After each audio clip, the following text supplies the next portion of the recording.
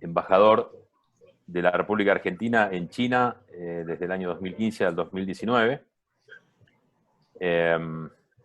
Yo que tuve la ventaja de tenerlo como embajador mientras residía allá, y vi pasar, en el buen sentido, 4 embajadores durante los 14 años que viví en Beijing, y sin lugar a dudas, Diego fue el más activo, quizás el que más, quizás no, con seguridad, el que más acuerdos y protocolos logró con la República Popular China. La verdad que fue un gusto tenerlo y un honor tenerlo como embajador. Diego fue embajador argentino también en los Estados Unidos en 2 administraciones diferentes, en la Unión Europea y en Brasil. Es abogado, profesor universitario, publicó varios libros, los últimos 2 con relación a China, su experiencia con China, además de ser un asiduo columnista, colaborador en varios medios de la Argentina y del exterior. Diego, mil gracias por estar aquí con nosotros hoy, y te cedemos la palabra para que comiences.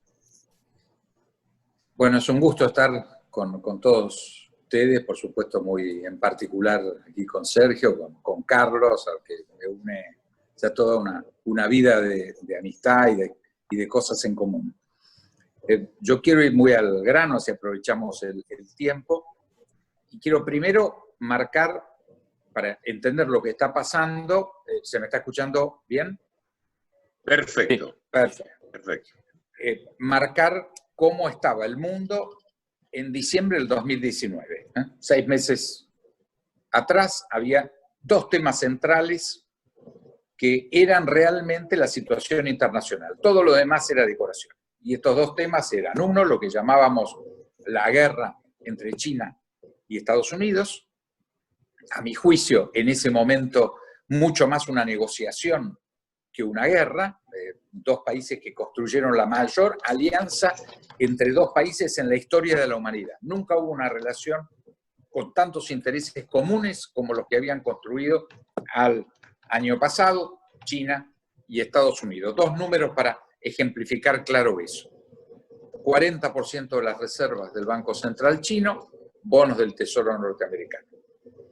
Y de las 330 empresas norteamericanas de la lista Forbes, la más grande, sobre las 500 de las empresas más grandes del mundo, prácticamente la totalidad, salvo alguna excepción, instalada en China y trabajando para China, para Estados Unidos y para el mundo desde China. Este era un tramado muy fuerte con diferencias que exigían reajuste. Con el estilo Trump estaba planteando el reajuste de esa relación, donde el síntoma más claro eran 375.000 millones de dólares de déficit americano. Entonces había que renegociar, poner en un contexto esta nueva relación. Se venía haciendo varias ruedas, eran 11, 12 ruedas de negociación desde el 2018, y inclusive se firmó el 15 de enero de 2020, en este año, la primer fase de una negociación que incluía un compromiso de compras de China, un crecimiento de 200.000 millones de dólares de compras de China en Estados Unidos. Y ahí estalla el COVID. Primer tema, esta guerra y o negociación. Segundo tema, un gran debate planteado en forma creciente 2018-2019 de 2 tendencias. Una tendencia muy globalizadora, multilateral en el mundo, muy de cooperación internacional, y otra de nacionalismos crecientes. Nacionalismos, populismos, aislacionismos, que venía creciendo como quizás no se veía en el mundo desde la década del 20 o 30 del siglo pasado.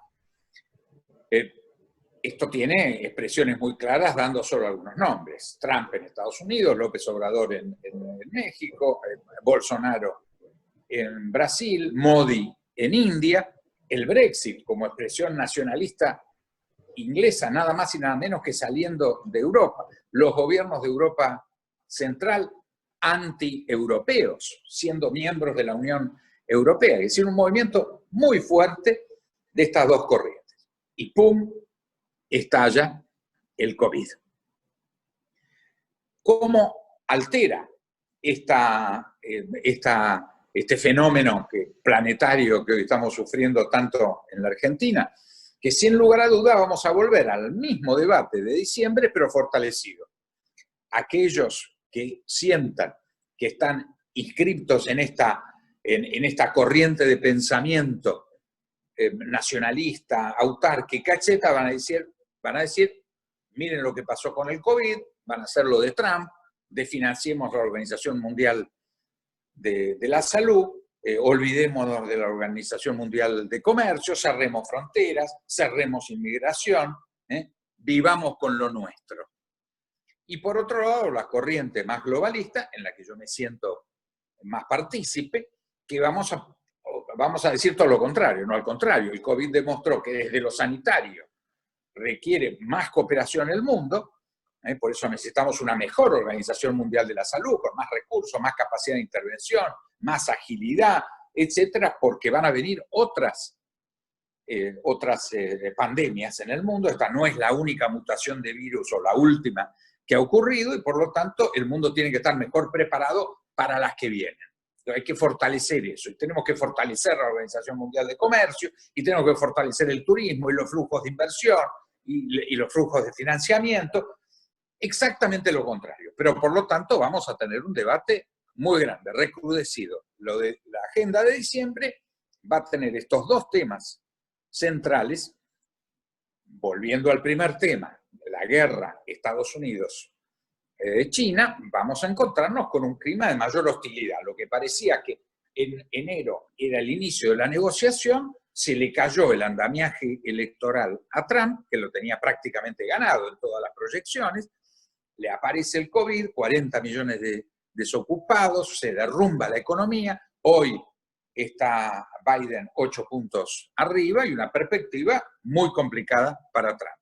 Trump entonces plantea el esquema de explicar por qué no se dio el crecimiento del empleo, de la inversión en Estados Unidos, es el virus chino y la maldición china, todo contra China. Vamos a vivir un clima de tensiones brutales. Yo personalmente no creo que lleguemos a una situación militar, pero en el ambiente que vamos a vivir de acá a fin de año va a haber un ambiente de tensión brutal. Todos sabemos que en Occidente hay un sentimiento enormemente antichino. Esto está muy fomentado. Yo en Zooms que hago todo el tiempo, a mí me llegan a preguntar si es cierto que de una antena 5G puede emitirse una onda que llegue al teléfono Huawei con el virus, con el COVID. Por supuesto que esto no es cierto, pero expresa una virulencia en el conflicto, que entonces vamos a ver, virulencia en el conflicto China-Estados Unidos, virulencia en el conflicto entre globalizadores y nacionalistas. Un dato muy importante en esta idea del título de esta presentación, El siglo de China, China vivió un gran parate el primer cuatrimestre de este año, producto de la severísima cuarentena. Había bajado por primera vez en muchas décadas su Producto Bruto Interno, ya está en plena recuperación y seguirá en plena recuperación, más allá de algunos brotes que ha tenido. En Occidente la situación fue diferente, porque va a ser el segundo cuatrimestre el del gran impacto de recesión, de desocupación, de caída de Producto Bruto. Entonces nos vamos a encontrar en un último cuatrimestre de reencuentro, el reencuentro del inicio de la recuperación occidental con una máquina muy importante China, que yo creo, a mi juicio, que va a neutralizar las tendencias anti-China. ¿Por qué? Porque hasta los que tengan sentimientos anti-chinos van a decir necesitamos de China.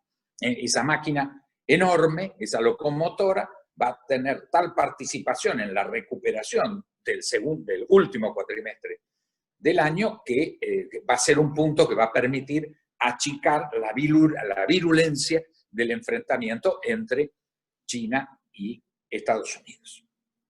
Primer escenario. Segundo escenario, los escenarios regionales. No vamos a hablar de todos los escenarios regionales, el nuestro es el Mercosur. el Mercosur está viviendo una crisis terrible y en buena medida fogoneado por la Argentina.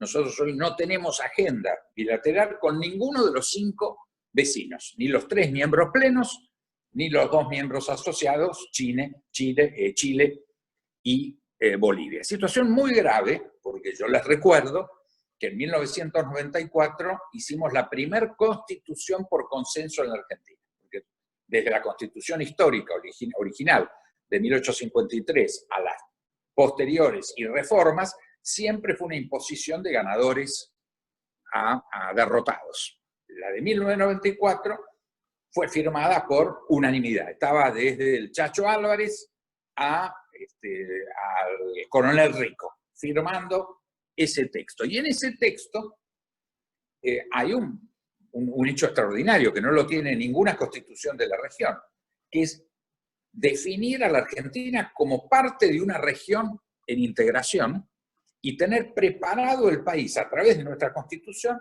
para que se decidiera en una reunión internacional la creación de la Unión, la Federación o la Confederación de Naciones de América del Sur. Nosotros no necesitamos cambiar la Constitución. Estamos listos porque ya reconocimos la superioridad, el carácter constitucional de los tratados de integración. Una oferta generosa, revolucionaria, extraordinaria, pensando en un momento de mucho optimismo de la integración y que por lo tanto íbamos a marchar decididamente adelante. Hubo marchas adelante, pero hubo también parálisis y frenos muy grandes. En este momento estamos frente al momento que el dato común Mercosur logra la más importante negociación de los casi 30 años que se van a cumplir el año que viene de las firmas del Tratado de Asunción, y nos encontramos con que esa enorme negociación, que yo tuve el honor de empezar como negociador principal en 1995, yo negocié el primer acuerdo marco, 15 de diciembre de 1995, los 4 presidentes del Mercosur y todos los presidentes de la Unión Europea en Madrid.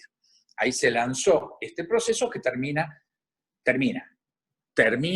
una parte negociadora y ahora viene todo un dato de ratificación de este enorme acuerdo, porque realmente Unión Europea y Mercosur implica un volumen de comercio, un desafío extraordinario especialmente para nosotros. Pero ese consenso se nos cayó. Les recuerdo un solo dato para entender el significado muy sintético de Mercosur. 295 millones de habitantes, 15 millones de kilómetros cuadrados de superficie, China tiene 9 millones de kilómetros cuadrados, y la quinta economía del mundo si operáramos como una sola economía. Sin lugar a dudas, yo me posiciono muy claramente, es decir, esa es mi casa común, y no lo digo yo, lo dice la Constitución desde 1994. Es nuestra casa común. La casa común está en muy malas condiciones, con un freno total a la posibilidad de seguir adelante, por lo tanto, un problema muy grave. Tercer planteo de estas palabras introductorias, la situación nacional. Bueno, llegamos a la catástrofe, estamos en la peor crisis de nuestra historia, es solamente comparable en dramaticidad al momento fundacional, yo diría entre 1810 y 1820 o 1830, con problemas de una dimensión extraordinaria, que yo muchas veces lo llamo las 7 plagas. ¿Cuáles son? Bueno, tenemos el COVID, tenemos la pobreza, tenemos el default, tenemos la desocupación, tenemos la inflación, la recesión, más el conflicto con el Mercosur. Nuestras 7 plagas, que también lo podemos describir en términos de la inserción de Argentina en el mundo como los 3 muros. ¿Cuáles son los 3 muros? Uno, el que tenemos en este momento y ahora fortalecido del 1 al 17 de julio, que es la cuarentena domiciliaria. Tenemos un muro alrededor de cada una de nuestras casas y el grave problema de la sociedad, del gobierno y de la sociedad civil, de cómo salimos de este muro o estas prisiones domiciliarias. El segundo muro es el que tenemos alrededor de nuestra propia frontera, que nos separa de nuestros 5 vecinos, que según nuestra propia Constitución son parte de nuestra propia casa. Hay un muro invisible, pero muy grave, que está impidiendo que el proceso de integración siga para adelante. Y el tercer muro, incuestionablemente grave, es el default, del cual todos esperamos salir, pero de hecho estamos en default, que significa el aislamiento completo de la Argentina en el mundo. Esto es el gran desafío. ¿Cómo hacemos para romper estos 3 muros? Y ahí yo tengo una respuesta. Y con esto voy a dar cierre a las palabras inaugurales para abrir el diálogo, que es la unidad nacional. No hay ninguna duda que si hace 60 años, 70 años, que venimos turnándonos en el poder, peronistas, radicales, militares, civiles, desarrollistas, liberales, y ninguno hemos dado en la tecla. Tenemos una sumatoria de errores cometidos, al margen que hayamos hecho aciertos a lo largo del camino, pero la realidad es que hoy tenemos menos Producto Bruto Neto en la Argentina que en 1970. Venimos de un país que al inicio de la década del 70 tenía 4 o 5 puntos de pobreza, a un país que está marchando del 50 al 60% de pobres en este año. Es decir, estamos en una situación, sin lugar a duda, muy grave, en el cual no hay posibilidad que ningún sector que gane una elección o que haya ganado una elección podría gobernar solo. Ni el actual gobierno, ni Macri se le hubiera tocado. Sí, tenemos que ser convocados a una situación excepcional de gobierno de unidad nacional para que efectivamente tengamos viabilidad. Ni siquiera tenemos asegurado el triunfo, pero es condición sine qua non una gran actitud de generosidad, una gran actitud de desprendimiento, de comprensión y de grandeza histórica de que esta batalla, que es superar las 7 plagas, derrumbar los 3 muros, exige una muy fuerte unidad nacional, que se han hecho a lo largo de la historia. Cuando hablamos de China en particular, estaban en 20 años de guerra civil Chiang Kai-shek y Mao Zedong, del Partido Nacionalista, el partido chino, sangrienta guerra civil, estaba prácticamente terminada la persecución del Kuomintang, del partido de Chiang Kai-shek, a lo que se llamó la Larga Marcha, entre 1934 y 1937, ocupan los japoneses. ¿Y qué hacen Chiang Kai-shek y Mao Zedong? Hacen el Frente Patriótico. Y desde 1937 a 1945 luchan juntos contra el ocupante japonés, porque era la prioridad. Termina eso y del 45 al 49 empiezan a los tiros de nuevo y se termina la guerra civil en 1949 con el triunfo de Mao Zedong y la proclamación el 1 de octubre de 1949 de la República Popular China. Uno dice, bueno, pero eso es historia antigua, no es tan historia antigua. Miren la nación que nació de esa concepción de entender las pasiones que dividen, pero también las pasiones que unifican. Hace 12 años atrás hubo una crisis muy profunda en Alemania. Estaban muy a la par, dividida la nación entre demócratas cristianos y socialdemócratas, se constituye la gran coalición, que está todavía en pie, conducida por la canciller Merkel. Seguramente esta gran coalición el año que viene, con la salida de la canciller Merkel, va a recuperar la competitividad entre 2 grandes fuerzas nacionales, pero esta gran decisión patriótica hace 12 años le permitió encarar con mucha fuerza la crisis del 2008, esta crisis, ser la columna vertebral que sustenta hoy toda la arquitectura de la Unión Europea. Es decir, ya sea Chiang Kai-shek y Mao Zedong en 1937 o hace 12 años atrás en Alemania, o por supuesto laboristas y conservadores en el 40 para enfrentar el peligro nazi en Inglaterra. Es decir, hay momentos donde no alcanza con el frentismo como instrumento político electoral. Esto es la unidad nacional operativa, las grandes decisiones históricas que marcan la diferencia entre la decadencia de una gran nación a su recuperación. A mí me gustaría dejar ahí creo que he lanzado algunos tips en lo global, en lo regional, en lo nacional, y ahora me gustaría que pudiéramos empezar una etapa de más diálogo directo con ustedes. Así que muchísimas gracias por la atención. Gracias a vos, Diego, por tu exposición muy clara, como siempre. Aquí en el chat se estuvieron formulando preguntas. Yo te voy a hacer la primera. Uno cuando ve la relación entre Estados Unidos y China, bueno, primero, la primera interpretación que uno ve es una guerra comercial. Sin embargo, en los últimos tiempos, yo leo permanentemente cosas relacionadas con China. En Estados Unidos se habla, se especula y se analiza la posibilidad de un conflicto armado. Vos recién dijiste que no se llegaría a eso, pero realmente yo he leído papers de republicanos y demócratas, obviamente, usándolo para la campaña, pero no descartan eso. Incluso he leído notas en donde comparan la fuerza que tiene cada uno, ¿no? La cantidad de soldados. Y ¿cómo lo ves ese tema?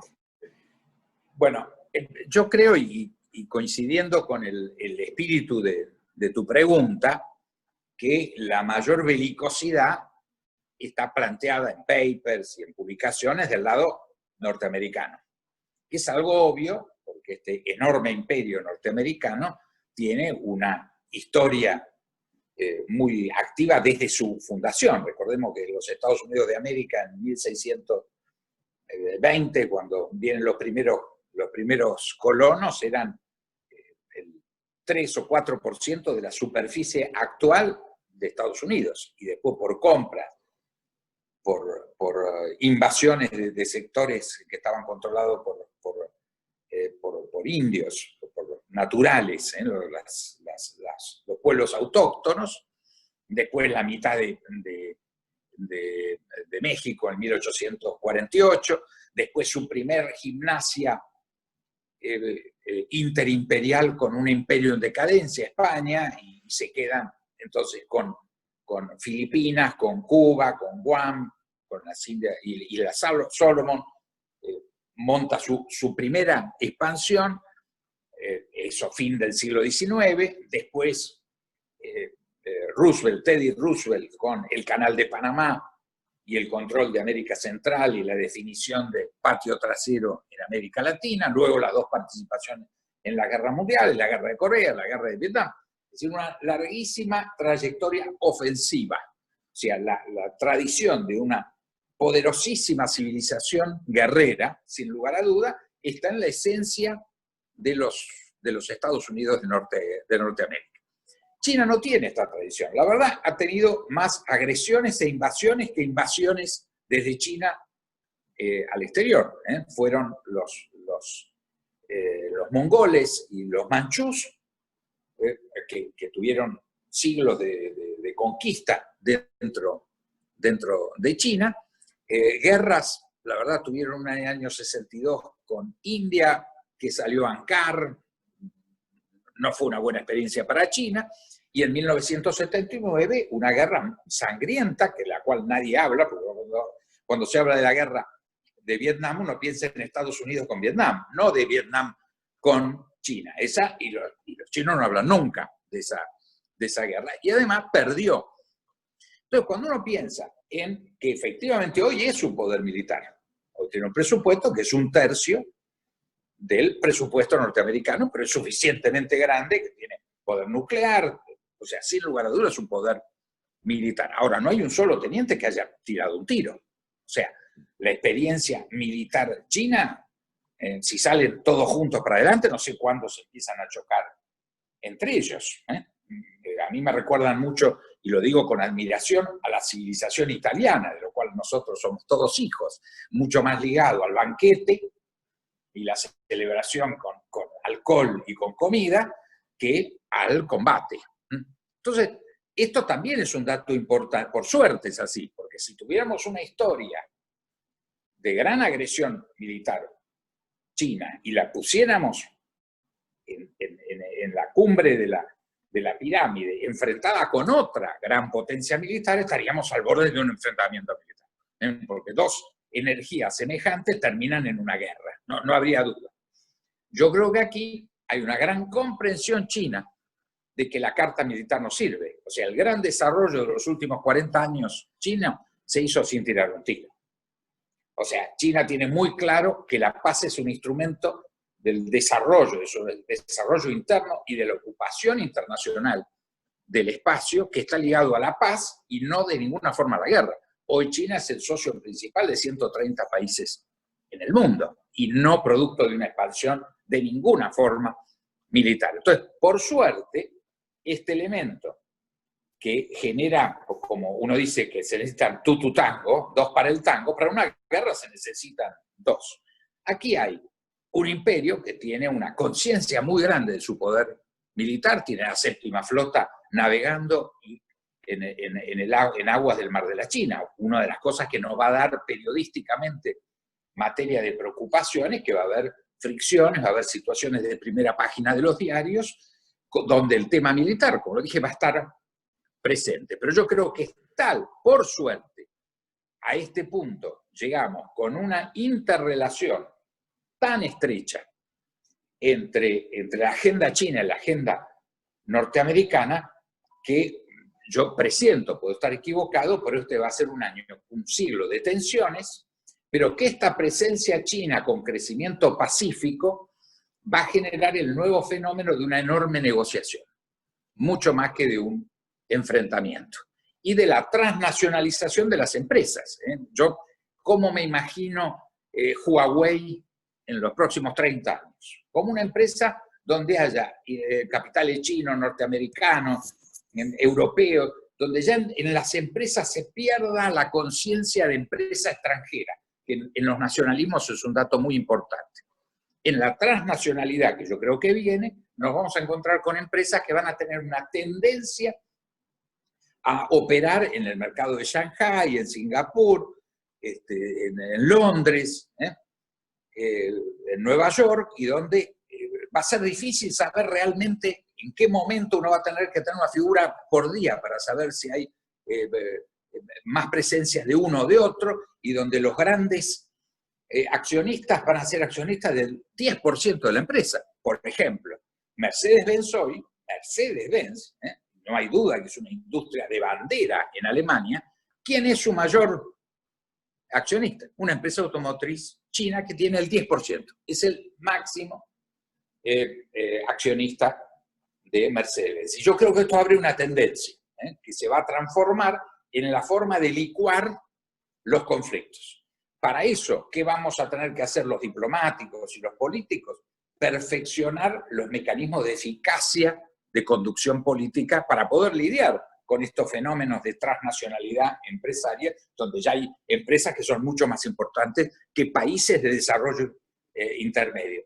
Entonces, a esta crisis enorme de la política que hoy existe, el gran desafío es generar una interrelación de la comunidad internacional que ha sido muy poco eficaz. Naciones Unidas es una organización poco eficaz, tiene que modificarse, tiene que perfeccionarse. Las clases políticas están en una crisis terrible en todo el mundo, van a tener que renovar su contrato en el sentido de la representación con el ciudadano, para primero revalidar títulos frente al ciudadano. Hoy hay una actitud muy negativa hacia la política de parte del ciudadano. Y por otro lado, insisto, este nivel de equilibrio que tiene que darse con la transnacionalidad empresaria, financiera, de compañías de seguro, de las comunicaciones que cada día son más globales, y ese fenómeno, a mi juicio, no va a parar.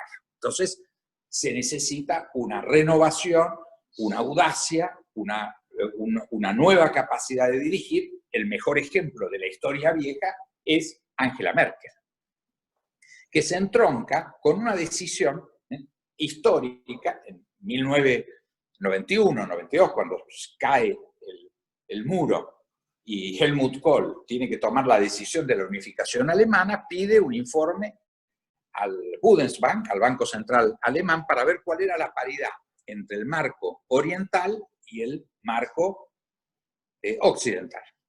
El informe técnico, esto existe, es historia, era que la conversión tenía que ser 1 a 14. O sea que iba a haber teóricamente, una Alemania oriental que iba a ser 14 veces más pobre que la occidental. Él tomó una decisión política que dijo, no señor, 1-1. El marco oriental vale lo mismo. Un marco oriental vale lo mismo porque no voy a hacer dos Alemanias. Necesito la unificación. Esto es lo que se llama una visión de Estado.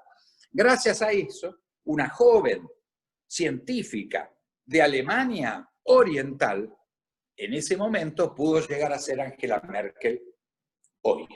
Entonces hay una línea directa entre esa gran decisión de Helmut Kohl en ese momento y el advenimiento de una dirigencia de las calidades de la etapa vieja, no de la nueva, pero es el mejor puente, como lo es en muchos sentidos Xi Jinping en China en relación a las etapas que vengan en el futuro de China.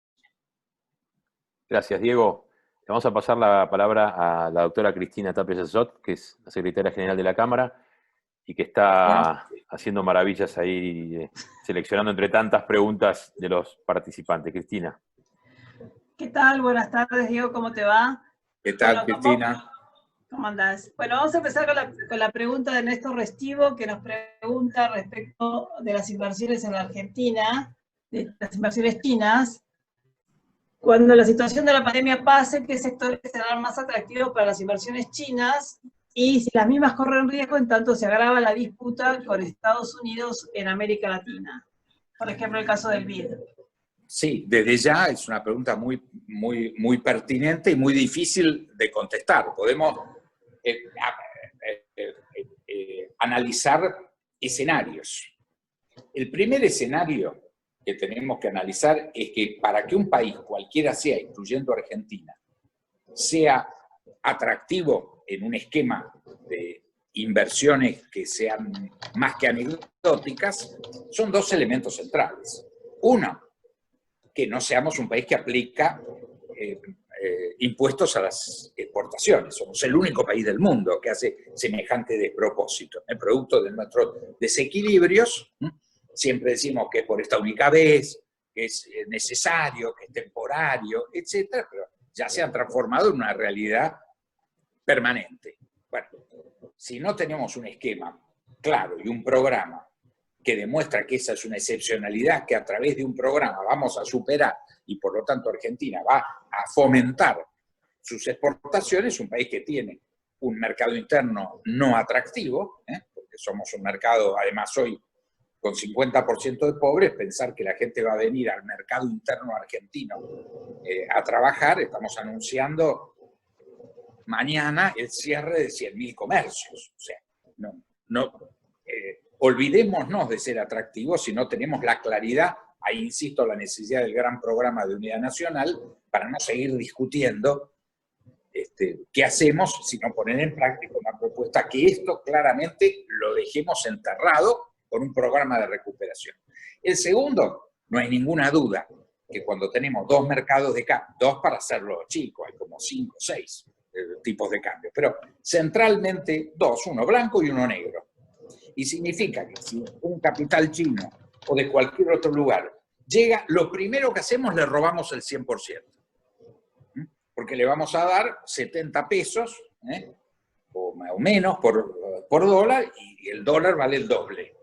Bueno, es obvio que olvidemos, no, dejémoslo para los discursos, para yo qué sé, para qué, pero no hay ninguna duda que un lugar en el mundo que tenga estas dos características no puede ser atractivo de ninguna forma para las inversiones. Al contrario, va a tener un proceso de retiro de inversiones, no de atracción de inversiones. O sea, el dato central para plantearnos en el mundo es nuestra política doméstica. ¿Qué hacemos con nosotros mismos? Si lo que hacemos con nosotros mismos es razonable, el mundo lo va a tomar con razonable.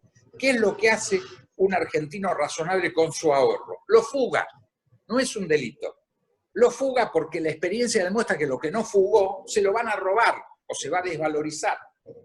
Ese principio no es muy atractivo. Si el argentino fuga, ¿por qué el chino o el brasilero o el alemán van a venir a invertir? Es decir, nosotros tenemos un proceso de desinversión producto de esto. Por eso, centralmente, si queremos ser, y lo necesitamos, porque nosotros necesitamos recuperar inversión argentina y recuperar inversión extranjera, el primer dato que le tenemos que demostrar al argentino, que es igual, la diferencia de tener un pasaporte de un color u otro, la información que tenemos es toda la misma. Hoy hacemos un zoom de aquí al edificio de enfrente o de aquí a Shanghái. Entonces, no hay dos discursos, es el mismo discurso. Si queremos generar confianza, le tenemos que demostrar al inversor extranjero y al inversor argentino que estamos en condiciones de alterar esta historia donde hemos llegado a un nivel de decadencia, que de ser el sexto país en el mundo, somos el número 75. Después podemos ir reaticar y que los secretarios de comercio, los embajadores, etcétera, hagan historietas. Esto es una vergüenza. Si no tenemos las condiciones de salir de esta vergüenza, teniendo conciencia que todos hemos contribuido a hacerla y todos tenemos que contribuir a deshacerla para tener un destino mejor. Relacionado con lo que acabas de contestar, Diego, Luis Otelo Gil pregunta, justamente de todas estas idas y vueltas que tenemos en las relaciones exteriores y nuestros constantes cambios políticos, económicos, internos y externos, ¿cómo se ve en China esta situación de la Argentina? Bueno, fíjense, yo estuve 4 años en China viviendo una experiencia extraordinaria. Yo siento haber tenido el mayor de los privilegios y como experiencia fue superior haber sido 2 veces embajador en Estados Unidos, una vez en la Unión Europea o en Brasil. ¿Por qué? Porque tuve la oportunidad de modificar la historia, de ser un actor muy dinámico. Participé directamente en la negociación de los 2 swap, por el cual el 40% de las reservas argentinas hoy es un swap, un crédito del Banco Central chino. Y en la apertura de prácticamente todos los sectores. En estos 4 años abrimos desde uva de mesa, arándanos, cerezas, arvejas, miel, limones, todas las carnes sin cuotas, refrigeradas, congeladas, con hueso, sin hueso, las porcinas, que era una novedad que no habíamos tenido antes, hasta caballos en pie. Lo que se les ocurra genera una situación extraordinaria. ¿Por qué? Porque hoy la Argentina puede producir 5 veces más de lo que producimos en cualquier rubro y lo tenemos vendido. Y no hablo solo de China, porque la verdad en los últimos años se logró abrir una cantidad de mercados y submercados en Japón, en India, en Indonesia, en Malasia. A nosotros se nos corrió sin lugar a duda el mundo. Es decir, hoy posibilidades competitivas con Estados Unidos o con Europa, tenemos que calcular 50 años. Para los primeros 50 años que vienen, el lugar donde tenemos condiciones competitivas, pese a todas las macanas que hemos hecho, están puestas en la zona Asia-Pacífico. Ese es el gran desafío. Pero el protocolo de cerdo, para dar un ejemplo, tenemos 5,5 millones de stock. No somos suficientes. El 20% de lo que consumimos viene de Brasil. Entonces no podemos ser un gran país exportador. 5,5 millones deberíamos leer en los diarios el programa para llegar a 50 millones de cabezas de porcinos y poder realmente exportar. Ahora, si no está ese programa, y haremos 2 containers, 1,5 containers, una bolsita, 4 chorizos. La realidad es que no lo vamos a poder hacer. Hoy ya tenemos 77% de la carne que exportamos va a China, y este año seguramente llegaremos al 90%, pero todo lo que exportamos es el 20%, porque el otro 80% lo consumimos. Tenemos que tener un programa de retención de vientres brutales. El año pasado nos comimos 140.000 vientres. O sea, nos comimos más hembras que machos. Entonces, así, sin lugar a duda, después no nos sorprendamos que no vamos a hacer una gran campaña, porque efectivamente no tenemos el material. Entonces, la prioridad para tener una política exportadora es tener una política productiva. Hoy yo estoy convencido que la Argentina tiene entre los productos del agro, tanto lo vegetal como animal, los productos del mar. Hoy en China, el langostino del Atlántico Sur es el más caro y el más apreciado, pero no tenemos más tampoco. ¿Cómo hacemos para reproducirlo? Bueno, miremos el mapa. ¿Cómo nos estamos construyendo 50 bateas de agua salada en la costa para reproducir con la misma genética y poder exportar 5 o 10 veces más de ese langostino, que es un éxito comercial extraordinario, pero tenemos que reproducirlo. Ese es nuestro gran desafío. Dice, no se puede. Yo he escuchado por ahí, el no se puede es el verbo central. Nosotros no tenemos el verbo poder, tenemos el verbo no poder.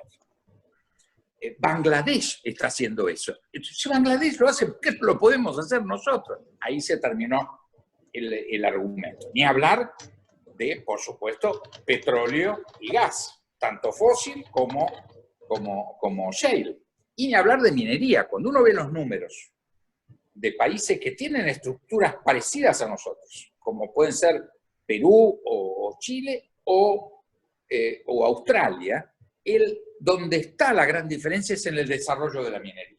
Nosotros hemos decidido en el verbo no poder que no podemos desarrollar la minería porque liquidamos el agua.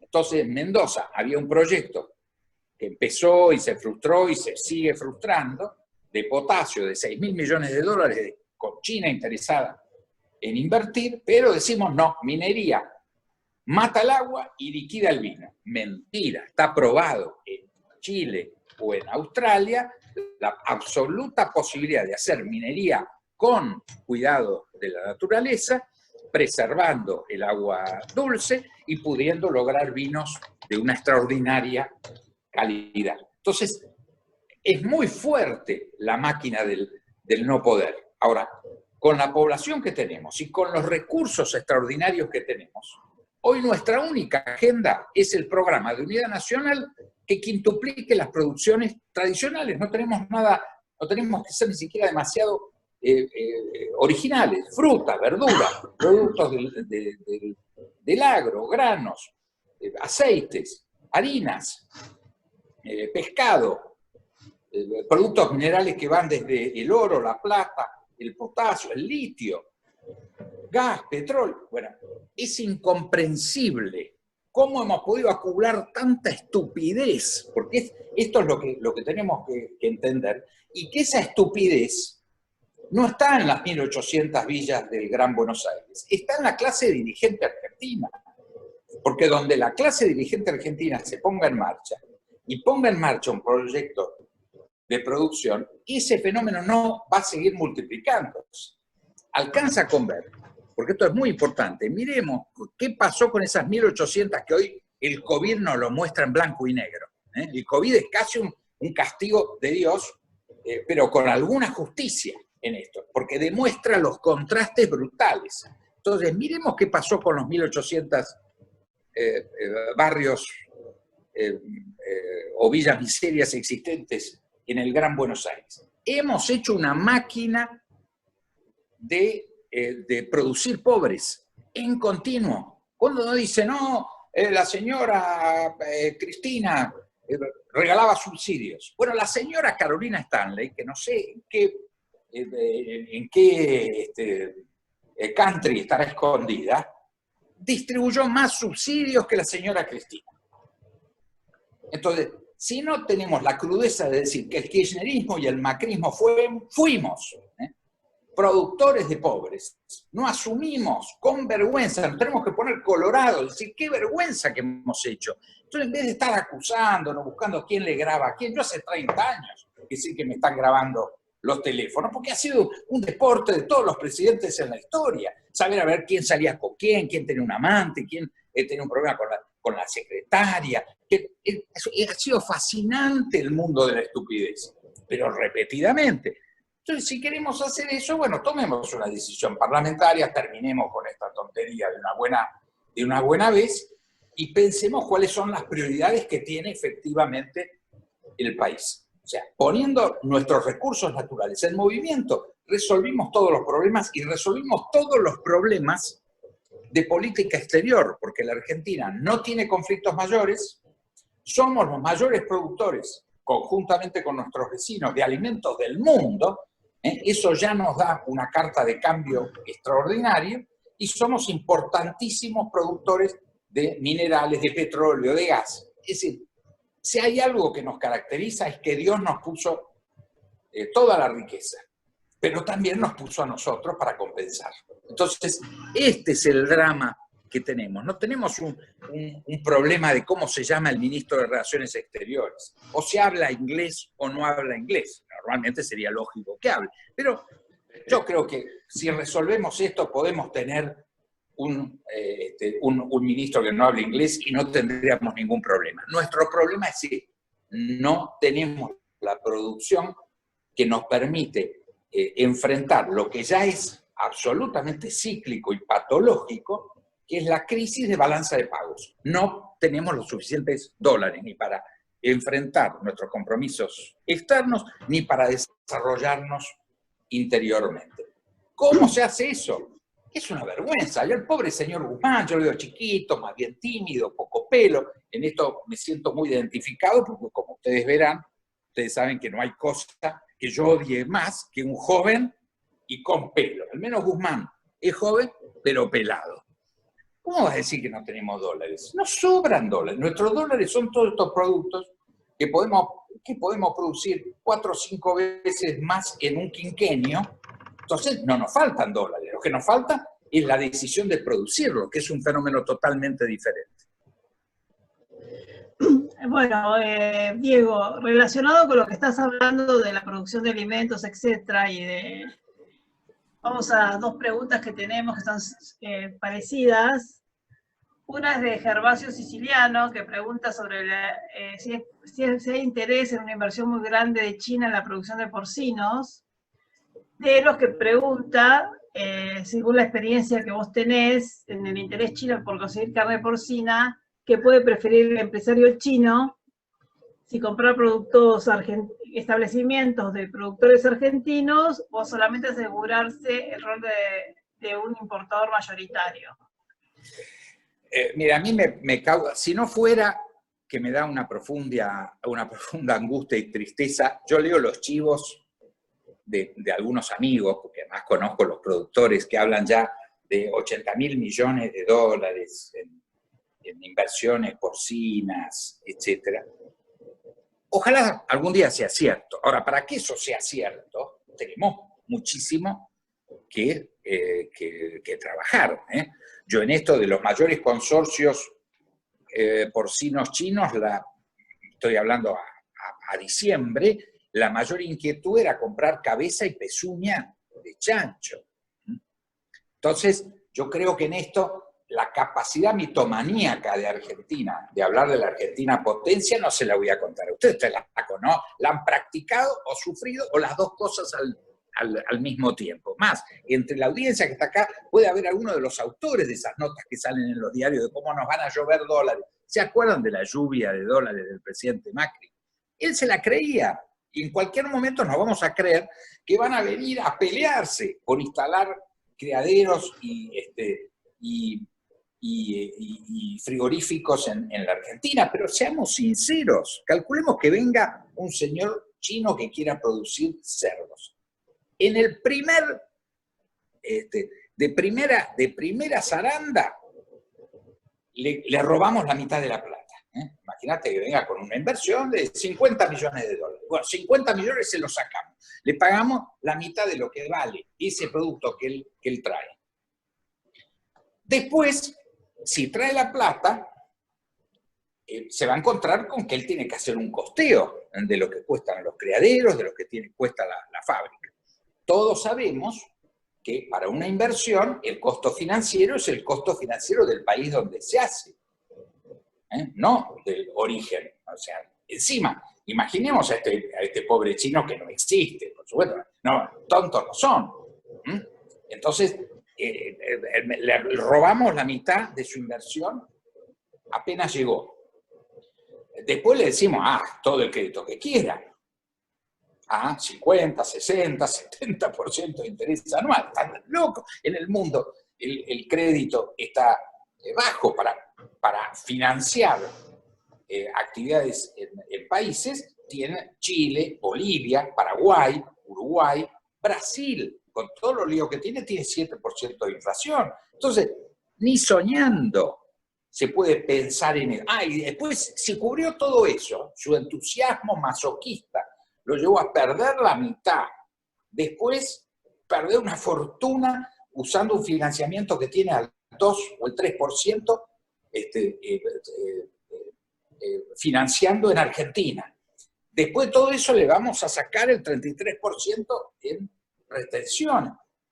Olvidémonos, es un delirio. Nosotros tenemos que generar las condiciones para que efectivamente el dato real, que es que podemos producir cerdos de alta calidad, que tenemos el maíz y la harina de soja para complementar en términos de proteínas y producir efectivamente gran cantidad y gran calidad de cerdos, tiene que haber un entorno productivo en el cual esto se pueda hacer. Si no, nos vamos a encontrar con que todo este delirio que tenemos, inclusive ahora hacemos memorándum de entendimiento, no hay nada que le guste más que a los chinos que los memorándum de entendimiento. Es un memorándum de entendimiento, tarjeta y foto. Y banquete a la noche. Y mucho café. Y mucho alcohol. Pero esto es el dato ritual. Al momento de contar los renminbis o los dólares son una máquina. Ahí no hay ceremonia que valga. Entonces, lo que no podemos en este marco, en esta desgracia que nos está pasando, es pensar que el mundo va a competir por quién invierte en la Argentina. Es decir, hay algo en serio que es un alucinógeno. Siempre pienso que nosotros sufrimos de aftosa y que la aftosa nos genera una capacidad alucinógena como para poder hablar de cómo vamos a traer inversiones en este contexto. O sea, si no cambiamos este contexto, dejémonos de decir mentiras, celebremos eso, hagamos la historieta que querramos, pero no es así. Y lo digo con mucho dolor, pero con la convicción, y ahí lo veo asenteando con la cabeza a mi amigo Carlos, que es un luchador de toda la vida y que conoce esto de siempre. Esto requiere una enorme generosidad, una enorme claridad en la dirigencia de poner enfrentamientos que no nos sirven para nada y poner en marcha el país y demostrarle con los mismos argumentos a los nuestros, a los chinos, a los alemanes, a los norteamericanos. Yo estoy convencido que nosotros tenemos que hacer funcionar el acuerdo de libre comercio con Europa y que tenemos que sentarnos con los americanos y con los chinos a negociar acuerdos de libre comercio, que no lo tenemos que tener miedo. La Argentina está llena de gente inteligente, tenemos capacidad productiva, pero tenemos que ponerla en marcha. Donde trabamos estas cosas, sin lugar a dudar, yo creo que hay poco margen, si quieren les miento un rato, porque en eso soy argentino, o sea, les puedo mentir sin problema, pero estoy en un mood en este momento, debe ser el síndrome del aislamiento, que lo que me sale es socorro. Diego, te voy a hacer entonces otra pregunta un poco puntual que nos hace Luis Curuchet. Seguimos con el ganado, en este caso es el equino, y pregunta en qué quedó el proyecto de exportar más de 15.000 caballos argentinos a China que se armó durante tu gestión, y si se pudieron homologar los protocolos sanitarios entre ambos países para llevarlo a cabo. Sí, está logrado, o sea, hoy podemos exportar caballos, y yo creo que donde se haga seriamente, no hay ninguna duda que hoy en un país donde hay una clase media y esa clase media alta muy importante, es un hecho aspiracional muy grande. Entonces, desde los caballos de paseo, los caballos de salto, los caballos de polo, tienen un mercado extraordinario, es decir, un nichito, es un mercado de nicho, pero para nosotros es un mercadazo, que además se suma a entrenadores, o sea, hay todo un dato de know-how humano alrededor del caballo, que los chinos reconocen. Ya hay clubes de polo, yo los he ido a visitar, han importado caballos ya de polo, hoy está totalmente habilitado. Lo que hay que hacer es efectivamente poner una exportadora seria, que los caballos sí tienen que tener 4 patas, eso es muy importante, parecerse a un caballo, efectivamente, y si son caballos, mucho mejor.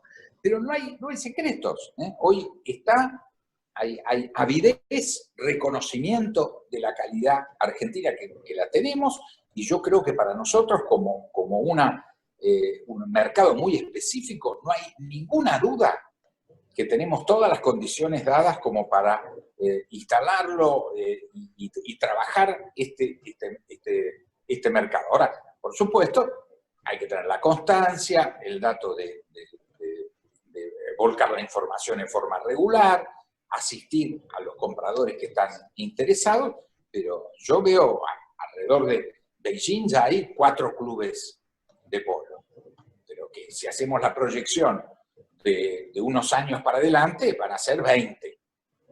Y las posibilidades de escuelas de salto, los picaderos, porque además son de una lujuria extraordinaria los clubes que existen. Entonces, hay un público extraordinario yo diría, tenemos más mercado que caballos que podamos efectivamente vender. Bueno, a continuación tengo otra pregunta, en este caso es de Sergio Spadone, que pregunta en términos simples, ¿cómo se integra Argentina en la nueva ruta de la seda? Se dice que en la cultura china se ven los grandes pasos, la estrategia a largo plazo y no los hechos pequeños o aislados, y Argentina tiene con China un plan a largo plazo. Yo diría que firmemos o no el famoso memorándum de entendimiento, nosotros estamos en el Belt and Road, naturalmente. Hoy hay los 4 países más importantes no hemos firmado el Belt and Road. México, Brasil, Colombia, Argentina, no lo hemos firmado. Yo creo que el debate de firmarlo o no firmarlo es banal, no tiene ninguna importancia, porque en la práctica hoy estamos en la agenda china. Pensemos que en abril superó las ventas a China, las ventas a Brasil. Estamos claramente en la agenda, tenemos un dato importantísimo, que es un estatus sanitario que espero que conservemos y no perdamos, en el acuerdo sanitario del año pasado, que tenemos un estatus de mayor confianza que el que tiene Estados Unidos o Europa. Hecho central en el acuerdo sanitario en términos del origen y la calidad sanitaria de nuestros productos. Entonces, sin lugar a duda, con los alimentos en primera línea, con los minerales que tienen que estar inmediatamente después, con productos de tecnología. Hoy Bagó y Sigma tienen una fábrica en China de producción de vacuna antiaftosa. La empresa Satellogic, una empresa de jóvenes extraordinaria, yo los acompañé, firmaron en Hunan el contrato por $36 millones de satelización, de control satelital de todo el territorio de la provincia de Hunan. Es un hecho extraordinario, es decir, Argentina puede venderle satélites a China. Son satélites, realmente no es vender satélites, le vende la información, porque Satellogic no es una empresa satelital. Lo que hace es lanzar los satélites y acumula la información que les vende a sus clientes. Entonces, desde lo satelital a, por supuesto, los langostinos o las cerezas, Argentina tiene un espacio extraordinario y ya está instalada. Yo creo que posiblemente en el curso de este año se haga simbólicamente la firma. En mi estrategia había que reservar esa firma para una negociación en paralelo con Brasil, ¿no? O sea, que Brasil y Argentina firmáramos juntos un upgrade en nuestra relación con China, que fuera el símbolo de lo que yo creo que es un triángulo muy virtuoso, que es Beijing, Brasilia, Buenos Aires o China, Brasil, Argentina. Desgraciadamente hoy las señales que tenemos no son demasiado optimistas en el corto plazo. Yo creo que indudablemente nuestro destino común es el Mercosur, estrechar las relaciones con nuestros vecinos, operar como región, hacia adentro y hacia afuera. No estamos precisamente en el momento más optimista de generación de estas políticas, pero yo estoy convencido que más allá que no las vea, van a tener que fructiferar porque la historia va en ese sentido. Bueno, siguiendo con nuestra relación comercial con China, acá te voy a hacer dos preguntas. Una es de Verónica Blanco, que dice: doctor Gellar, está claro que las empresas transnacionales pueden construir puentes, pero ¿cómo armonizar en el futuro esa realidad con el cuidado de las pymes de uno u otro país? Y a continuación, Eduardo Omar Vázquez pregunta, nos comenta que opera en el área de servicios desde hace 6 décadas y 25 años trabajando con China, y qué comentario le merece esta área fuera de lo estrictamente productivo. Entonces tenemos por un lado la de las pymes y otro lado a los servicios.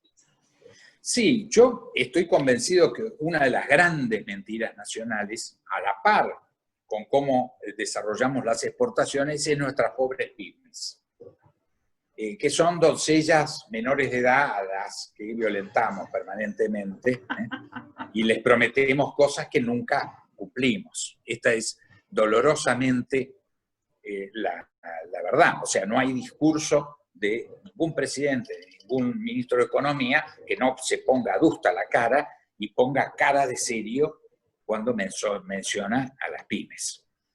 En la práctica, todos sabemos lo que pasa con las pymes.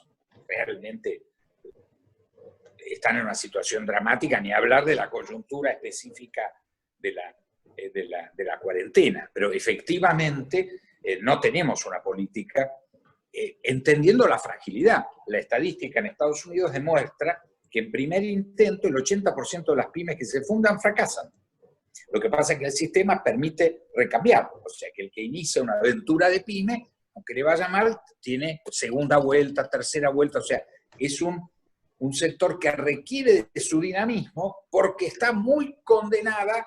Es todo lo contrario del COVID. El COVID, que la verdad es un virus benévolo, porque pensemos que un virus, al margen del miedo que todos le tenemos, no voy a explicar el porqué, pero la realidad, la estadística dice que el 80% ni se entera que lo tiene y se mata con agua y jabón. Entonces, realmente en relación a las otras cosas, yo he cumplido 70 años y me inauguré como un niño zafando de la poliomielitis, que mató mucha más gente que el COVID. Y después tuvimos todas las venerias, y bueno, la verdad, hemos padecido de todo en el mundo. El otro día me descubrí una nueva. Ustedes vieron que el amigo, algunos de ustedes obviamente deben tener relación con él, Chiche Helblum, tiene sepsis. Yo nunca había oído hablar de esa bacteria. Ahora somos todos bacteriólogos, infectólogos, estamos todos en eso, ¿no? Persiguiendo bichos. Entonces me apareció la sepsis. Es lo que tiene, que no es virus, es bacteria. Eso significa produce infecciones y necesita antibióticos. Pero leyendo me entero que mata 6 millones de personas por año, la sepsis, en el mundo. La perspectiva del COVID es de matar 1 millón, 1,5 millones en este año. El 0,014% de la población mundial. Y no afecta a la estructura productiva, a diferencia de la fiebre española, que su cliente favorito era entre 20 y 40 años. Entonces, ¿por qué hago este análisis inverso? El COVID sobrevive bien, sin prácticamente ninguna consecuencia, el 80%. Las pymes mueren el 80%. O sea, la realidad es más dura con las pymes que el COVID con los seres humanos. Esto es muy importante porque esto requiere una versión muy dinámica de la pyme. Por ejemplo, en Alemania, ¿qué hacen? Las cuidan a las pymes. O sea, alguien que quiere poner una pyme le tiene que pedir permiso a la municipalidad. ¿Por qué? Porque la municipalidad tiene el mapeo. Y le dice, mire, usted quiere poner una panadería en este distrito, no lo haga, no le va a servir, hay demasiadas panaderías en este distrito. Y le dicen, en vez de poner una panadería, porque el pyme es muy flexible, el pyme está empezando siempre, entonces, ¿por qué no pone una ferretería, una verdulería, etc.? Bueno, está faltando, ahí tiene un lugar donde va a tener más posibilidades, es como 2 metros de distancia, use barbijo, tosa en el codo y lávese las manos. Entonces eso se lo dicen a la pyme, que tiene mucho más riesgo de morir que el ser humano frente al COVID. Entonces, una buena política de pyme sería efectivamente cuidarlas, asistirlas, orientarlas, financiarlas. Todo eso sabemos que no existe, que es mentira. Es decir, lo que tenemos que hacer es genuinizar, por un lado, la fragilidad que la pyme tiene y por lo tanto cuidarla como alguien frágil. La pyme necesita el tratamiento del bebé. Nosotros sabemos la fragilidad de un chico, y hay toda una técnica para cuidarlo. Si uno anda revoleando a los chicos por el aire, ¿qué le pasa? Se nos mueren los chicos. Bueno, nosotros revoleamos por el aire las pymes. Entonces, esto requiere, nosotros teníamos que tener efectivamente, cuando vemos la cartera de los clientes del Banco Nación, vemos que el 80% de la cartera son 10 clientes. No es financiar a las pymes. No, por eso tenemos que dejar de tratarlas como doncellas a ser engañadas. Tenemos que entender que tienen centralidad. Pensemos solamente en estos 100.000 negocios que nuevamente van a parar. ¿Cuántos vamos a recuperar este año? Son todas pymes. Un restaurante promedio tiene 20 empleados. Entonces, no hablemos de las pymes, porque tendríamos que haber tenido un capítulo de tratamiento de pymes en la pandemia y en la cuarentena. Tendríamos que haberlo incorporado. Es un sector vital, porque no es una cosa, pymes, P-Y-mes. No, es gente, muchísima gente. En cualquier país normal, es el 70, 75, 80% de la generación de empleo. Las grandes empresas, por el factor de eficiencia y de tecnificación, son expulsoras de gente. Todo el mundo son expulsoras de gente. Cada vez se necesita. Yo estuve en una fábrica de baterías de litio enorme, la más grande de China, y BID, y había en toda la planta, eran 4 pisos, miles de metros cuadrados de planta. El único personal que tenían era de limpieza. No utiliza más operarios. Entonces, la vitalidad para la sociedad de la pyme tiene que ver con la política, tiene que ver con la generación de empleo, tiene que ver con la dinámica de la sociedad a la cual la gran empresa no lo puede hacer, no le podemos pedir eso, porque la gran empresa compite todo el tiempo en mejorar tecnológicamente y reducir su personal. Eso es la vida, es así. Un restaurante no hay forma de bajar de 20 personas promedio. Ahora Parolasia está cerrando, tiene 1.200 empleados, es un restaurante, es una cadena de restaurantes, termina siendo una pyme. La estamos matando, creo que lo vamos a lograr, creo que de esta nos zafa. Ha zafado de una cantidad de crisis, creo que esta vez no la llevamos puesta. Ahora, efectivamente, esto marca la debilidad de nuestra estructura social, económica, de servicios para avanzar. La posibilidad de servicios, yo creo que nosotros tenemos en el software una posibilidad extraordinaria.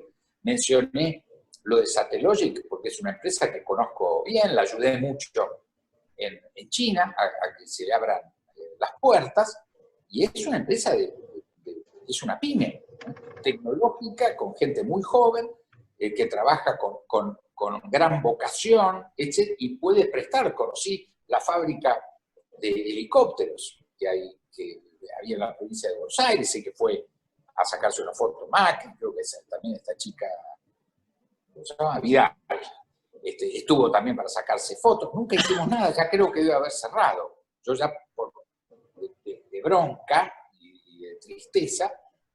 Hice un esfuerzo muy grande y no la pude ayudar a sostener. Cerró una empresa ahora, hace poquito, que producía aviones para fumigación y lo tenía vendido en Colombia. No le dimos los permisos por la cuarentena para probarlos y perdió la venta. Esta es nuestra estructura real. O sea, si nosotros no nos ponemos colorados y confesamos esta debilidad, teniendo la inteligencia acumulada que tenemos, produciendo miles y miles de jóvenes que son emprendedores, que tienen capacidad de constituir pymes de producción, tecnológicas y de servicios, que están muy demostrados. Ahora, tenemos que generar el clima de negocios para que estos emprendedores puedan florecer y no cíclicamente estar acostados por un motivo o por otro. Al final siempre alguna pandemia nos toca, porque ya queda claro que no es la excepcionalidad del COVID. Por ejemplo, habíamos caído 5 puntos del Producto Bruto entre el 2018 y el 2019. En el primer trimestre de esta administración caímos otros 5,4%, y la perspectiva de caída para el año está entre 10 y 15%, siendo optimistas. Entonces, en este contexto es muy difícil que alguien pueda sobrevivir. ¿Cómo se sobrevive sin crédito, sin medidas de fomento, sin mercado interior, sin acceso por todas estas limitaciones al mercado que tenemos habilitado en el exterior? Pero hay que llegar, hay que poner el producto, hay que tener una paciencia y estrategia en el tiempo para constituir ese mercado. Todo esto requiere un país que efectivamente opere como tal. En los últimos años generamos esta agencia que no servía para nada. Si hay alguno ahí que le tocó padecerla, la agencia de promoción de exportaciones, y a mí me dio mucho disgusto porque se lo planteaba directamente al presidente Macri, que esto no servía para nada, era un organismo para perder tiempo y plata. Bueno, estas son las cosas que tenemos que sacarnos de encima y jerarquizar lo mejor que tenemos, que es nuestra gente. Nosotros tenemos realmente una producción de técnicos en las universidades hoy extraordinariamente alta, cuya mejor perspectiva es conseguir trabajo en el exterior. Esto es lo que tenemos que romper. Bueno, acá tengo una aclaración cortita para terminar con el tema de las pymes que te hago, Diego, que es del doctor José Alioca, que nos pregunta si es posible llegar a una integración entre empresas pymes argentinas y chinas mediante joint ventures, transferencia de tecnología u otras. Yo siempre tengo que volver al mismo tema, es decir, yo creo que eso, ¿qué requiere? Nosotros deberíamos tener efectivamente un ministerio de las pymes, o sea, tener una estructura estatal con un ministerio de pymes, con un banco de servicio a las pymes, con un trabajo que les ayude a hacer lo que las pymes no pueden hacer, que muchas veces análisis de mercado para no frustrarse, muchas veces interno o externo, para que realmente puedan tener interlocución, puedan desarrollar en la distancia una relación rica.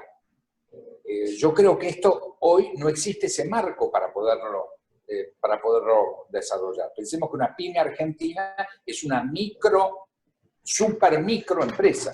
No hay escala de relación posible. El mundo de las pymes chinas es un mundo que habla chino y está metido para adentro. Es decir, hay todo un sector de la economía china que tiene una proyección internacional, es decir, que no son pymes. Ahí no hay pymes.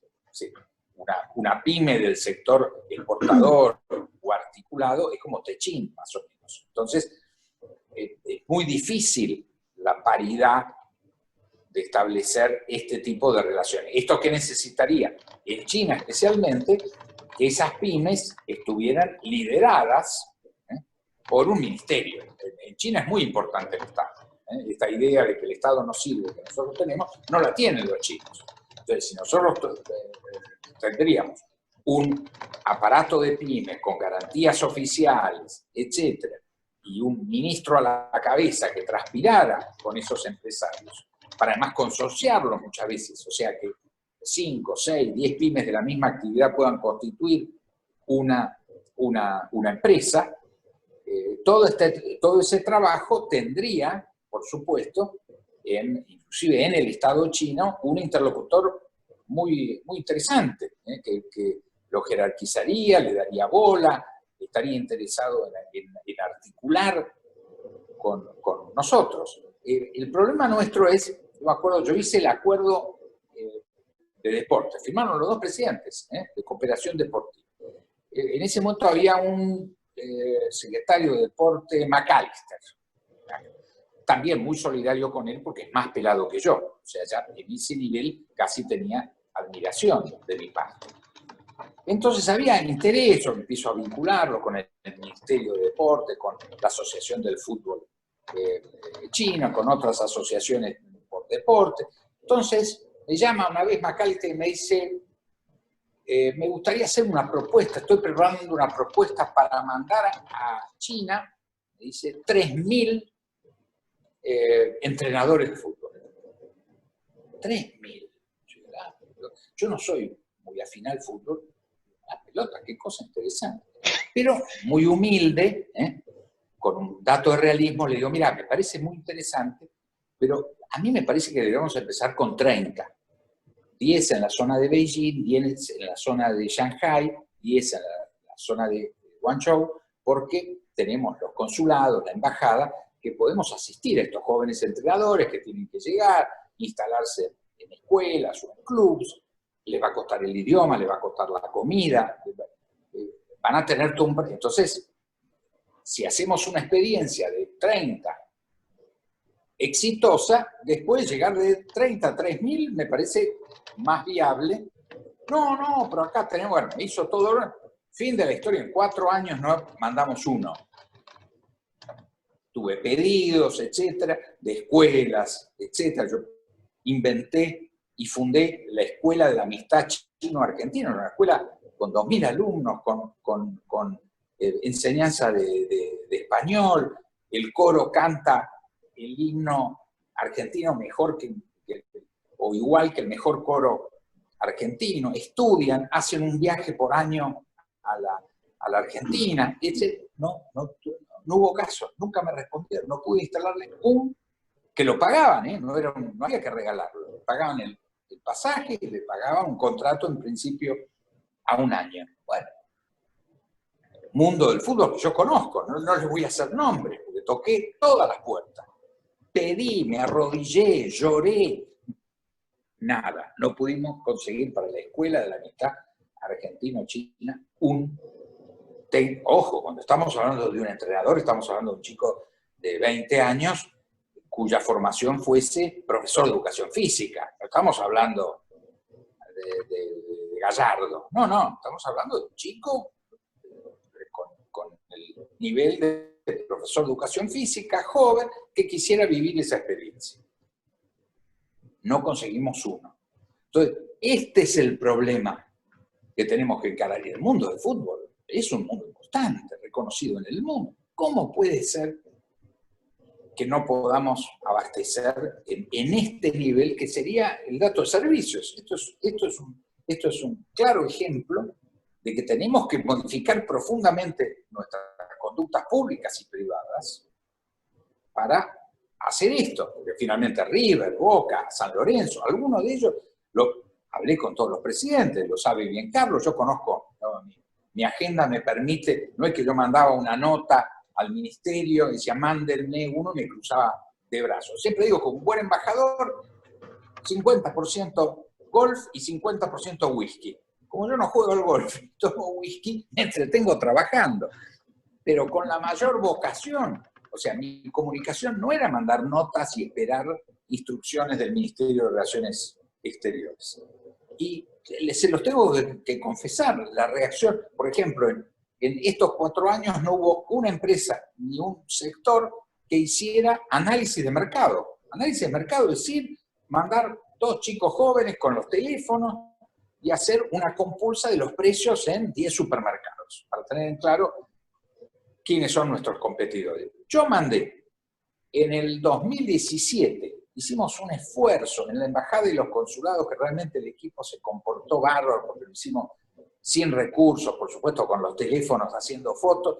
Mandamos 390 productos con la foto, el producto que podía competir, de qué origen tenía, el precio, lo mandamos a todas partes.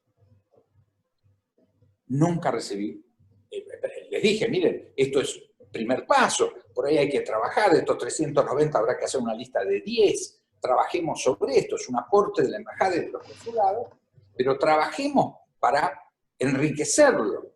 Nunca tuve una devolución. La única devolución, se las puedo contar, la tuve del presidente Macri, que incentivado por mí hizo, porque a todo esto, para ser provocador, puse como título de este trabajo el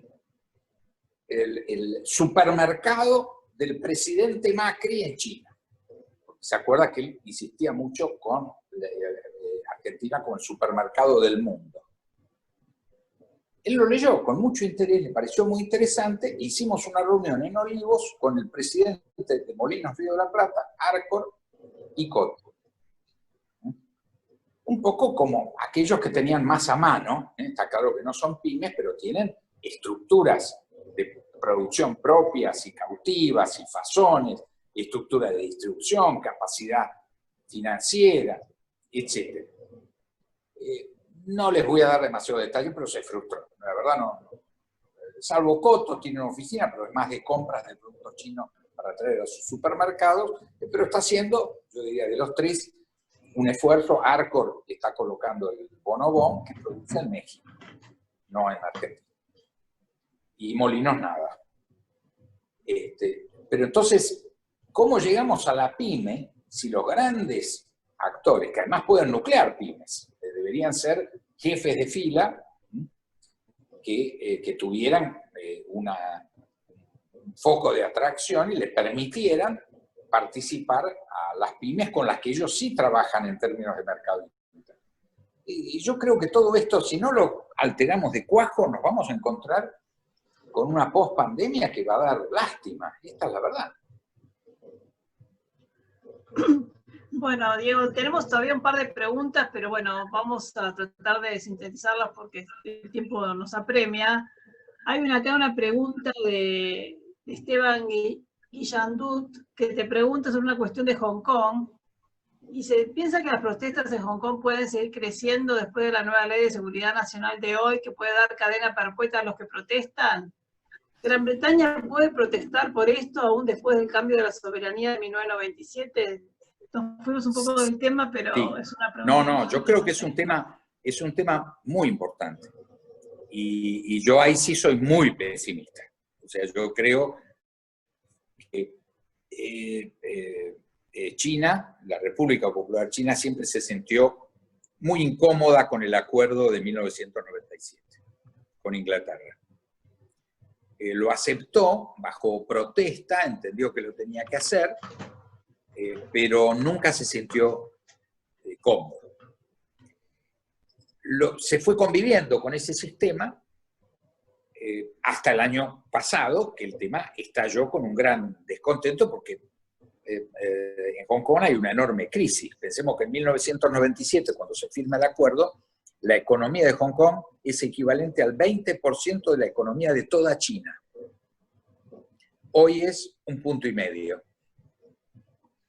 Por supuesto que esto ha significado una profundísima crisis en la isla, es decir, Hong Kong está en una profunda crisis. Muchas actividades la propia China continental la fue derivando o a Singapur fuera o a Shanghái adentro. Es decir, hubo una política de achicar el peso específico de Hong Kong. Cuando aquellos que hayan conocido Shenzhen enfrente, que era un pueblito hace 20 años, hoy es el doble, tiene 16 millones de Shenzhen contra 8 de Hong Kong, y una modernidad, es la capital de Huawei, es la sede operativa, entre otras, de Huawei. Entonces, todo este deterioro creciente estalló en las calles. China está imponiendo esta nueva ley de seguridad, que viola los acuerdos con Londres, que daban todavía 20 y pico de años de transición. Esto es la imposición de una regla por fuera de la autonomía y por arriba de la autonomía, en una forma muy confusa de qué significa sedición, alteración del orden o terrorismo. Yo creo que viene un problema muy serio, que este año lo vamos a ver apenas terminemos con la pandemia, va a ser el mayor estallido. Hay otros dos temas muy significativos, que son Taiwán, elección que ganó en enero, esto no está muy percibido, ganó el Partido Independentista en la elección de enero, o sea, aleja a Taiwán de China, no lo acerca. Hong Kong, que creo que es el más caliente, y Xinjiang, en el noroeste, que es la provincia musulmana, donde hay 1 millón de personas en llamados campos de reentrenamiento, que antes del COVID estaba empezando a ser cada vez un tema de mayor protesta de organizaciones de derechos humanos, de la prensa europea, norteamericana. Pero de estos 3 temas calientes en la relación con Occidente, yo creo que Hong Kong va a ser un punto muy grave, porque donde esto empeore, yo creo que Inglaterra va a llegar inclusive a romper relaciones. Esto va a ser un tema, porque además hay una acusación de que la alteración del orden es provocado por infiltrados norteamericanos e ingleses. Esto está en los diarios en Beijing, dicho así. Entonces, la cosa está llegando a un punto de que el COVID ha hecho que hubiera una tregua respecto de estos temas. Pero la situación sigue siendo muy complicada, a mi juicio, puedo estar equivocado, y ojalá esté equivocado. Creo que se va a poner cada vez más tensa, el control del sistema de una nación, 2 sistemas se va a licuar, y que la decisión tomada es, si no hay una retirada por exilio o por adormecimiento de los sectores que están reclamando mayores libertades democráticas, lo van a hacer a sangre y fuego. Esto es una decisión que yo creo que es irrevocable y que no tiene marcha atrás desde el punto de vista del poder central, ¿no? Porque al menos en mis charlas con altos oficiales de las Fuerzas Armadas que no quieren saber nada, o sea, altos oficiales de las Fuerzas Armadas, hay gente muy culta, muy preparada, y que entiende que gatillar eso es grave, pero que, bueno, por supuesto están bajo órdenes del partido, y que ven que el tema, ya estoy hablando de noviembre, de diciembre, antes de yo venirme, el tema estaba en un punto de máxima tensión. Yo creo que esto va a formar parte de ese escenario que les describí en la primera parte de mi locución, respecto a la gran tensión, porque usted sabe que Hong Kong es una gran ciudad occidental, de alguna forma. Está en la lista de cosas que van a impactar en la prensa, en primera página de todos los diarios de Occidente, incluyendo Argentina. Entonces, estamos en un escenario desgraciadamente muy complicado. Bueno, Diego, perdóname, para terminar, voy a redondear en 3 preguntas, te las voy a comentar que son similares, y les pido disculpas a los que se queda alguna pregunta sin responder, porque bueno, ya tenemos que terminar. Tenemos una pregunta de Alexia Aurelio, que pregunta: ¿cómo solucionar los problemas de fondo que nos convierten a no competitivos, si depende puramente de una alianza política o no? En ese mismo orden, Gustavo Salerno nos pregunta si no cree que deberíamos hacer una refundación de la nación, realizar una profunda reforma impositiva, judicial y laboral, orientándonos hacia la atracción de la inversión productiva propia y extranjera y la generación de la riqueza, y cómo funciona esto en China. Y de Carlos González Garrico, que coincide con toda tu exposición, pero pregunta cómo salir de este escenario político, ya que no ve interés, ni voluntad, ni grandeza para que todos juntos podamos cambiar la realidad de décadas de la Argentina. Es un poco... Bueno, esta es nuestra... Están todas unidas en las 3 preguntas está la misma angustia que nos unifica a muchos millones de argentinos. Claramente expresa la enorme crisis de representación que tenemos, que es decididamente política, y que no nos permite, cuando Pro Mendoza, que es una organización que trabaja muy bien en promoción de vino, le ha juntado la cabeza a muchos productores, me dice que el 70% de lo que exportan lo tienen que hacer a granel porque no tienen capital operativo para la etiqueta, la botella y el corcho. Bueno, si en la Argentina no le podemos poner botella, etiqueta y corcho a 1 litro de vino, la verdad tenemos que agarrar una Gillette, y no le voy a decir qué hacer con la Gillette. Pero la realidad es esa. Bueno, alguien que ha luchado con el tema vino sabe mucho más que yo, por supuesto, es Carlos, que lo ha hecho con patriotismo y una fe y una confianza y una insistencia y una persistencia enorme, pero indudablemente, si nosotros no tenemos un planteo económico a la luz de hacer viable nuestras producciones básicas, de vinos a langostino, a harina de soja, a gas, o sea, los productos que tenemos en semejante abundancia, queda claro que el programa que tenemos tiene que estar ligado a eso. Mientras no podamos resolver las asimetrías que tenemos con los costos de transportes internos, tenemos que subsidiar todo producto que vaya a un puerto o un aeropuerto con destino al exterior. Tenemos que diferir el pago de impuestos a que las empresas que exporten paguen su impuesto una vez que cobren. Eso hoy se puede controlar todo.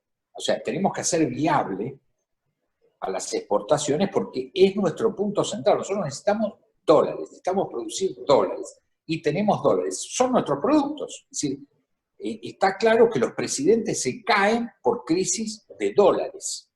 El único país en América, de México al sur, ninguno tiene problemas de crisis de balanza de pagos. Somos los únicos nosotros. Es decir, el punto está tan claro que nosotros tenemos una crisis que se llama los dólares. Ahora ya le habíamos hecho un canje con 70%, después lo compensamos con bono por crecimiento, como crecimos al final, no le salió mal a los anteriores años. Ahora le estamos ofreciendo 50 centavos sobre UPI. El próximo es el 9º, y nada más decir cómo se va a llamar el presidente y dentro de cuántos años, en menos de 10, va a ser el 10º, vamos a cumplir el décimo default. Ahora, estas son condiciones que marcan con claridad que nosotros tenemos una crisis sistémica de balanza de pagos solamente producida porque no producimos los dólares que tenemos al alcance de la mano para producir.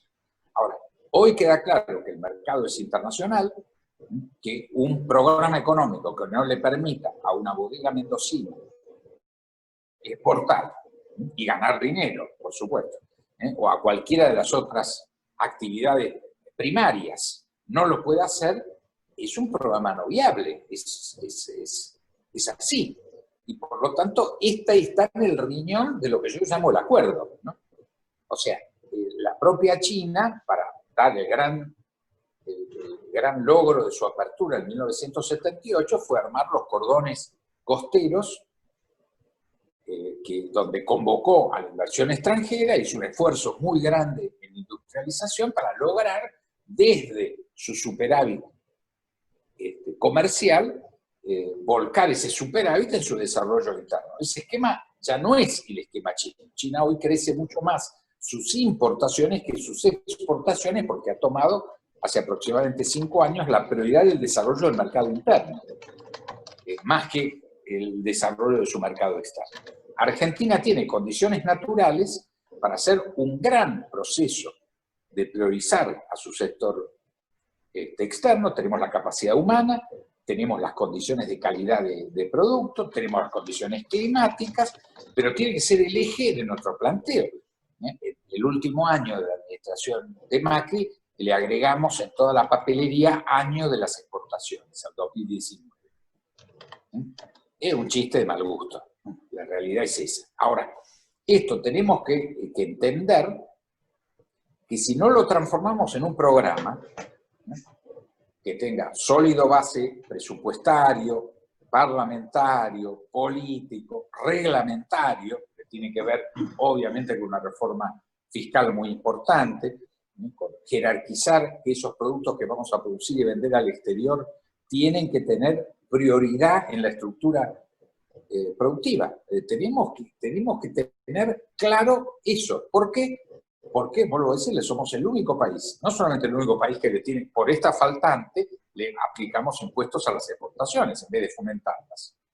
Pero vuelvo a decirle, miren, por favor, de México al sur, y dime un país que tenga crisis de balanza de pago. No lo tiene ni Venezuela. Nosotros somos el único país que se estrangulan los dólares y se empiezan a caer los presidentes. Ya lo oficializamos con De la Rúa. En el 2018 empezamos con esa crisis y se nos cayó, la verdad, Macri. No les quiero poner nombres para no quedar parcializado, pero ustedes saben cuáles son los nombres de los que se van a caer en el futuro inmediato por el mismo motivo, porque el fenómeno de producir dólares, que es exportar y tener un programa que privilegie la exportación, no está en pie ni esbozado. Cuando se habla de la pospandemia, yo no sé de qué se habla.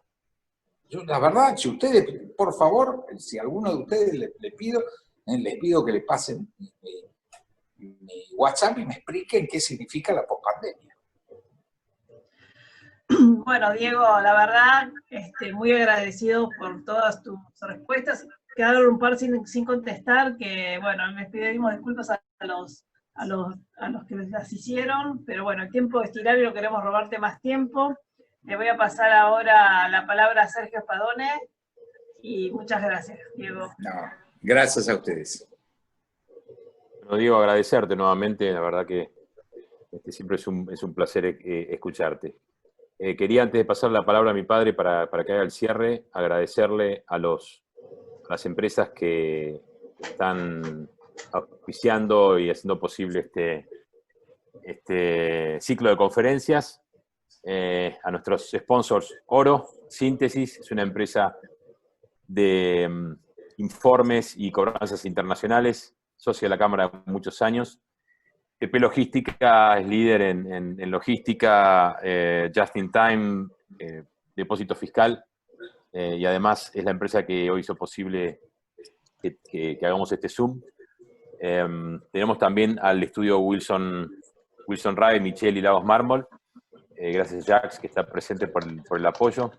Al grupo IMR, la empresa de uno de nuestros vicepresidentes, el doctor Davedere, también muchas gracias. Y a la Asociación Argentina de Angus, que representa a un sector muy importante de la economía argentina también y que hace años es también asociada a la Cámara. Por otro lado, los sponsors plata, a las empresas Indram y Atasa Ingeniería, Control Internacional, RD, una agroconsultora muy importante, ERB, a Chip to Trip y a China Pass. A todos ellos, muchas gracias. Muy bien. Como siempre, de tantos años, muchos años, me alegra escucharte, Diego. Me alegra escucharte porque siempre aprendo algo, realmente. A pesar que tenemos las mismas ideas, que venimos de la misma idea política y social que siempre nos hemos movido en este país, siempre hemos luchado y trabajado, muchas veces no nos escuchan. Yo quiero ponerle un título a esta charla, ¿no? Esta charla es el sinceramiento. Ha sido una charla con una sinceridad total y con una valentía como vos tenés, que decís lo que realmente hay que decir, sin vueltas. Y todo lo que dijiste, yo lo avalo, coincido totalmente con vos, y bueno, hay que hacer algo para sacar este país adelante. Cuando vos venías a la Cámara y eras como embajador y nos diste charlas y demás, trajiste una lista de 39 productos, que le pasamos a cada uno de los socios y a los no socios para buscar la forma que exportara. Como el fútbol, no hemos logrado nada. No sé qué nos pasa a los argentinos, realmente no lo sé qué nos pasa. Me gusta decir mucho, pero hacer poco, ese es el problema. Cuando vos decías, quieren exportar a China y deben unirse. Las pymes deben unirse. Y lo más fácil que pueden unirse es a través de las cámaras industriales que ustedes pertenecen. Por ejemplo, ¿querés vender leche? Bueno, está la Cámara de Lácteos, querés vender vino, está la Cámara de los viñateros o de los bodegueros, y hay que juntarse, porque para venderle a China, vos nos enseñaste siempre en todas las charlas, hay que tener capacidad de producción para poder enfrentar a ese gran comprador que es China. ¿Qué te voy a decir? Yo que vi crecer China del año 83 cuando eran pobres y no tenían nada, y ver ahora lo que es China, yo a veces, no sé lo que me da y lo que pienso. Y Argentina, en aquel momento, era lo que íbamos a ayudarle a China, porque fuimos a ver qué ayuda le podíamos dar a través de los sindicatos de trabajadores chinos. Nosotros ayudar a los chinos. Fíjate lo que hoy es China. Y nosotros estamos peor que en 1983. ¿Te acordás? Hacíamos política juntos en el 83. Sí, señor. Y estábamos mejor que ahora. Mejor que ahora. ¿Por qué vamos siempre para atrás y para atrás? Agradezco tu valentía de cómo respondiste las preguntas, no evadiste nada, fuiste de frente y nos sirvió a todos. Les agradezco a todos los que nos han acompañado. En algún momento, porque siempre seguí yo la cantidad de participantes, llegamos a 71 personas. Fue importante, porque hoy hay Zoom todos los días en todos lados. Yo tengo 5 Zoom hoy. Entonces asistí y ahora ya está. Con este me voy tranquilo porque no quiero mezclar nada con otras cosas que dicen y haber sentido tu palabra con tanta sinceridad. Muchas gracias, Diego, muchas gracias a todos, y vamos a tener una charla el próximo martes, esperemos que nos acompañen. Estás invitado, Diego, a las 18 horas a escuchar y hacerle una pregunta como te hicieron hoy a vos. Muchas gracias, pero muchas gracias. Carlos, antes de cerrar, nada más recordar que ahora cuando termine toda esta prisión domiciliaria, quiero volver, por supuesto, a la Cámara y que la Cámara cuente conmigo como un soldado más. Desde ya fuiste nuestro director ejecutivo y en esta nueva comisión directiva que vamos a votar en agosto, vas a estar nuevamente con nosotros como director ejecutivo. Nos va a hacer mucho bien. Nadie mejor que vos para estar en la Cámara, porque va a venir gente a saludar, a tratar de conocer China a través tuyo muchas veces. Así que muchas gracias. Porque nació de vos. Yo te lo iba a pedir, pero bueno, nació de vos. Por eso pensamos iguales los dos. Gracias, Diego. Muchas gracias. Gracias a ustedes.